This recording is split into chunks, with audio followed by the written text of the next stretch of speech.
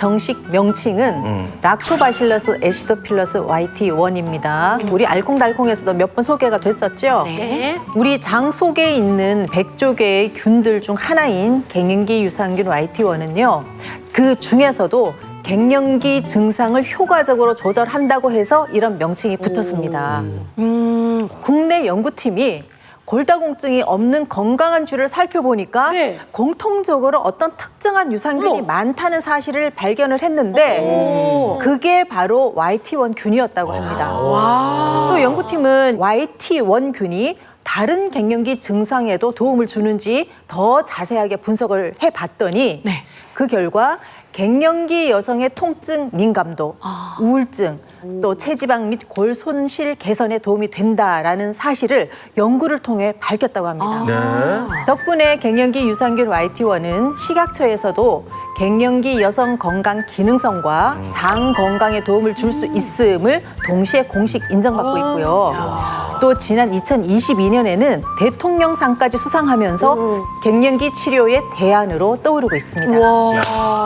우리나라에서 연구한 업적이라니까 그냥 가슴이 그냥 뿌듯하네. 대단하다, 진짜. 저는 개인적으로 궁금한 게 이 갱년기에는 이미 여성 호르몬이 줄어든 상태잖아요. 네. 근데 어떻게 갱년기 유산균 YT1이 갱년기 증상을 완화하는 데 도움을 줄 수 있는 건지 궁금합니다. 네, 그 이유는요. 갱년기 유산균 YT1이 여성 호르몬과 여성 호르몬 수용체 ER2의 만남을 유도해서 잠들어 있던 여성 호르몬을 깨워서 활발하게 움직일 수 있도록 도와주기 때문입니다. 자, 여성 호르몬이 활발하게 활동하려면 짝꿍, 수용체 ER2가 필요한데요. 자, 여기 준비한 인형을요, 우리의 몸속 여성 호르몬이라고 가정해 보겠습니다. 자, 이 여성 호르몬이 우리 몸속에서 제 역할을 하기 위해서는 혈관이나 뼈와 같이 필요한 곳으로 이동을 해야 하는데 문제는요, 갱년기 이후에는 여성 호르몬이 급격히 감소하는 데다가 활동성까지 떨어진다는 겁니다. 자, 우리 여성 호르몬 어떻게 가는지 한번 보시죠. 아이고, 뒤뚱뒤뚱. 아니, 답답하다. 저 어디나 어느 세월에 가나요? 저 트랙은 빨리 막 뺑글뺑글 돌아야 되는 거 아이고, 길도 못 찾아? 길도 못 찾아요. 자, 보시는 것처럼 필요한 곳까지 여성 호르몬이 도달하지 못하면 홍조나 불면증 등 비교적 가벼운 증상부터 고혈압과 심근경색, 암까지 심각한 합병증에 이를 수가 있는 겁니다. 자, 이때 갱년기 유산균 YT1을 통해서 우리 몸속에 남아있는 여성 호르몬과 여성 호르몬 수용체인 ER2를 만나게 하면요. 보시죠. 뭐야? 자, 이처럼 갱년기 유산균 YT1을 통해서 여성 호르몬 수용체를 활성화하면 외부에서 인위적으로 여성 호르몬을 보충하는 게 아니라 내 몸속에 남아있는 여성 호르몬을 최대한으로 활용해서 필요한 곳으로 이동시키기 때문에 더 안전하고 효율적인 방법이라고 할 수 있는 겁니다.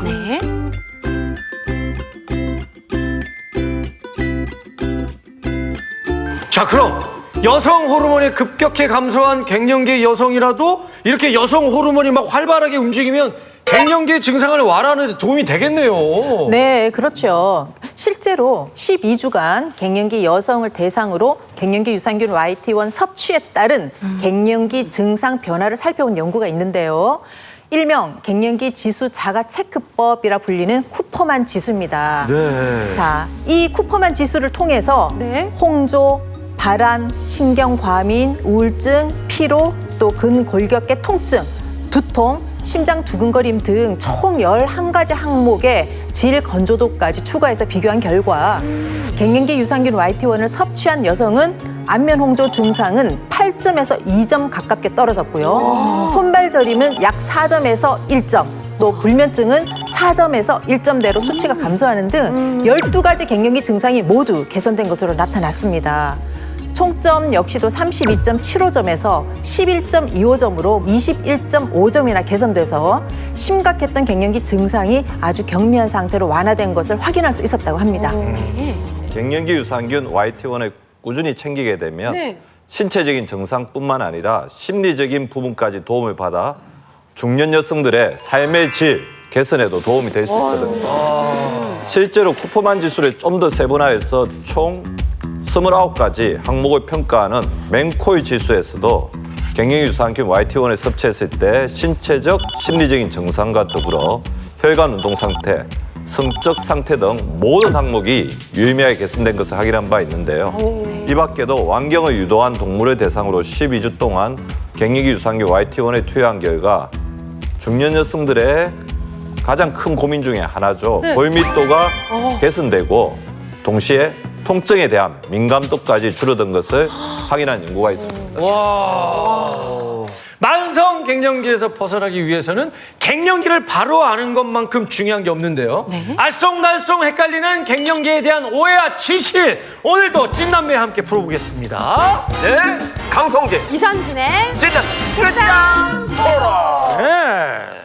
네, 찐남내 끝장 토론 네. 첫 번째 주제는요. 나이가 들수록 여성에게 남성 호르몬이 많이 분비된다입니다. 제가 확신합니다. 왜요? 무조건 오해요. 나도! 예, 많이 들어봤어요. 나도요! 아 예전에 그렇게 수줍고 부끄러운 거 많이 타던 아내였는데 와, 사실은 조심하세요. 요즘은 너무 제가 보호받을 만큼 진짜요? 뭔가 아들이 하나 막 더 생겼어, 아들이. 거침없고 뭐 굉장히 용감한 아내가 돼서 행복합니다. 그리고 뭐 목소리도 저보다 좀 더 커진 것 같고. 갱년기 중년 여성들이 여성 호르몬이 급격히 줄어든다고 해서 남성 호르몬이 막 생겨가지고 코수염이 막 생기고 목소리가 막 붉어지고 이런 건 아니잖아요. 네. 저는 기본적으로 성 호르몬은 절대 바뀌지 않는다 생각합니다. 아니 근데 오늘 면도하고 나오신 거 아니에요? 그래 보여요? 제모한다 그러던데. 아니, 이선진이 보면 확실한데. 예. 헷갈려. 일단 부탁드리겠습니다. 일단 이번 주제의 진실은 네.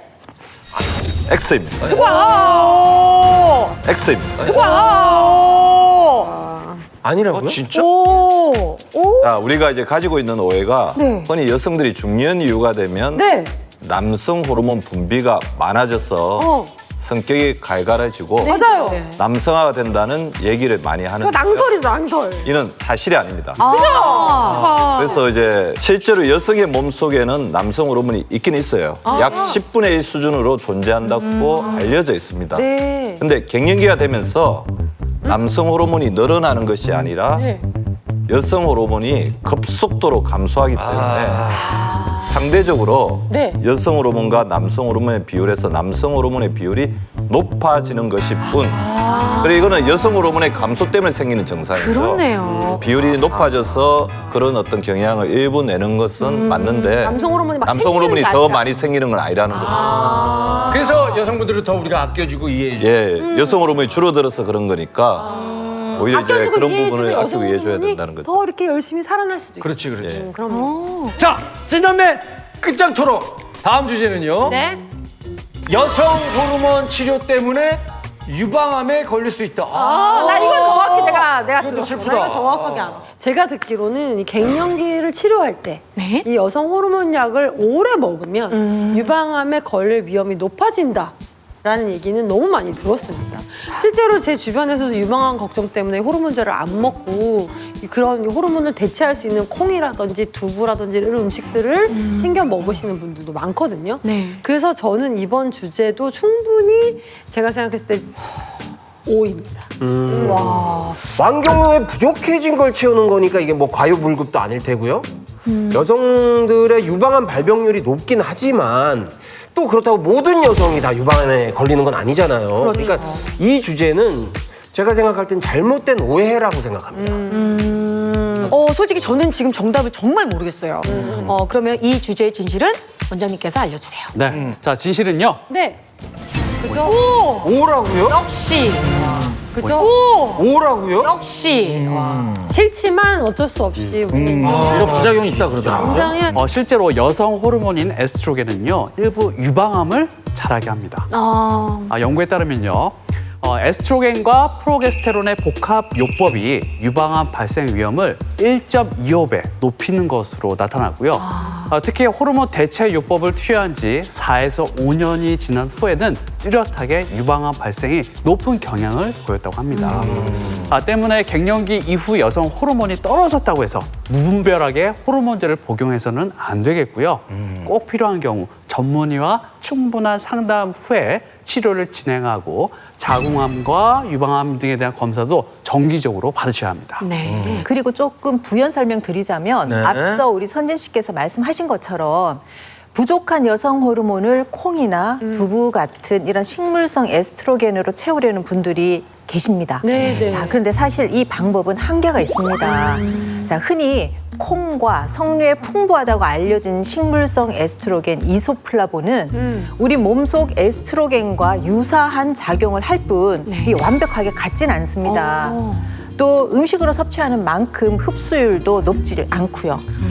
결국 갱년기에 줄어드는 여성 호르몬을 효율적으로 관리하기 위해서는 생활 습관을 개선하는 것과 더불어 갱년기 유산균 YT1처럼 내 몸에 있는 여성 호르몬을 최대한으로 활용할 수 있는 방법을 선택하는 것도 좋은 대안이 될 수 있겠죠.